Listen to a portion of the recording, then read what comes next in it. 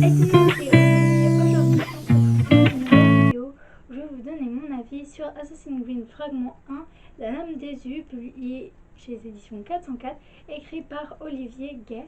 Alors dans ce livre on va suivre Atsuko, qui est une jeune japonaise qui a 16 ans et elle a un frère d'un an de plus qu'elle, et ensemble ils se battent dans leur dojo à apprendre à être des samouraïs, mais Atsuko est bien vite restreint parce que son père cherche un mari pour sa jeune fille, parce que c'est comme ça que la société fait. Et du coup, sauf qu'il y a une guerre qui va éclater entre le roi, l'empereur du Japon, et le chef des samouraïs, parce que l'empereur veut toute la puissance et veut tuer ce chef samouraï parce qu'il a trop de pouvoir, et que il y a une histoire un peu de meurtre en fond avec l'Angleterre. Et du coup on va suivre Atsuko qui décide du coup de partir à la guerre avec son frère et son père, donc dans le même comment dire, dans le même regroupement, mais à des rangs différents, parce qu'elle elle s'est déguisée en garçon, un peu comme Mulan. Elle est un simple villageois qui sait se battre un peu, et par contre alors que son frère et son père sont samouraïs. Mais le frère à Atsuko cache un lourd secret, c'est qu'il n'arrive pas à se battre quand il est vraiment sur le terrain.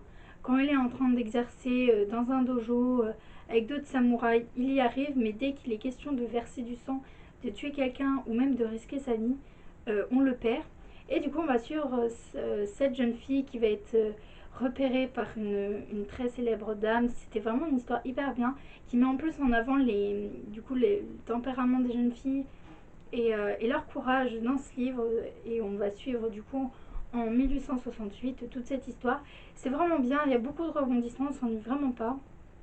On suit aussi beaucoup de personnages différents. Des fois on a le président d'Angleterre qui nous raconte son point de vue. Des fois on a les Templiers, les assassins. C'était vraiment une histoire assez complète et on voit tout dans sa globalité. Donc en fait, au début on comprend pas trop, et au fil des pages, plus on en apprend, plus on comprend, et on arrive à faire des liens. C'était vraiment bien, j'étais hyper bluffée par la fin parce que je me suis dit non, ça peut pas se finir comme ça. Et franchement c'était tellement bien et tellement bien écrit. Il me semble, que je suis pas sûre, hein, mais il me semble que les autres tomes de la série sont sur d'autres points de vue, d'autres personnages féminins. Je suis pas sûre, mais il me semble.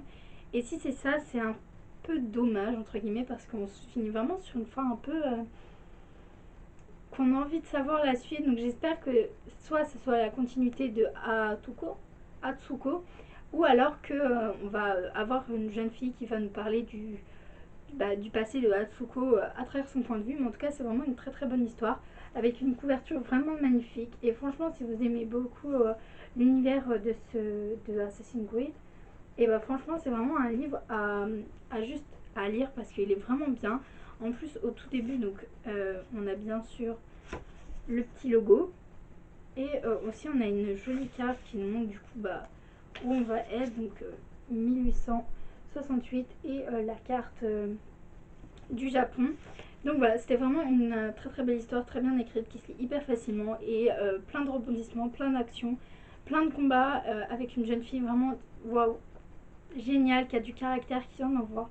Donc si ce livre vous intéresse, je vous mettrai le résumé, les liens Amazon, et ainsi de tout ce qu'il faut savoir sur ce livre si ça vous intéresse. N'hésitez pas à me donner votre avis en commentaire, ainsi que votre avis.